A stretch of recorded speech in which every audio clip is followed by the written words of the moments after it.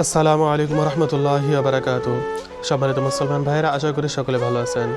আমাদের বাংলাদেশের নামকরা বক্তা গিয়াসউদ্দিন আত-তাহিরি তিনিও কিন্তু এবার ইলেকশনের মধ্যে দাঁড়িয়েছেন। তো গিয়াসউদ্দিন আত-তাহিরি যখন মানুষের কাছে, জনগণের কাছে ভোট চাওয়ার জন্য যান, তখন জনগণ তাকে কী প্রশ্ন করেন, আর জনগণের প্রশ্ন শুনে গিয়াসউদ্দিন আত-তাহিরি কী উত্তর দিচ্ছেন, আপনারা সকলে একটু শুনে যাবেন।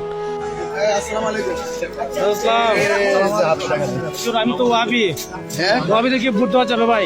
দেখেন, আপনারা আপনাদের আদর্শের কথা মাঠে বলেন, ইসলামের আলোকে আমরা আমাদের আদর্শের কথা বলি। ইসলামের আলোকে এটা 1400 বছর থেকে চলতেছে, কিয়ামত পর্যন্ত চলবে। কিন্তু আমি যে দায়িত্ব নিয়ে মাঠে আত্মপ্রকাশ করেছি, এটা হলো রাজনীতি। আর রাজনীতি হয় আকীদার ভিত্তিতে না, রাজনীতি হয় ইনসাফের ভিত্তিতে। সুতরাং আমি যখন রাজনীতি করব, ইনসাফের ভিত্তিতে করবো।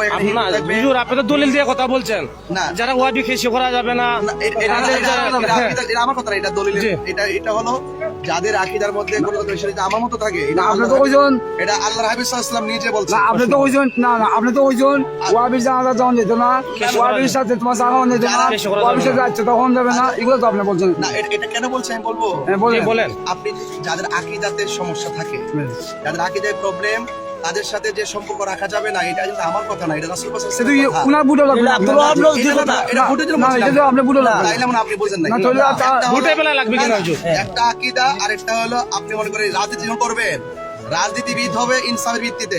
এখানে হিন্দু থাকবে, খ্রিস্টান থাকবে, এবং আমার মতো দোষের পক্ষে থাকবে, বিপক্ষে থাকবে।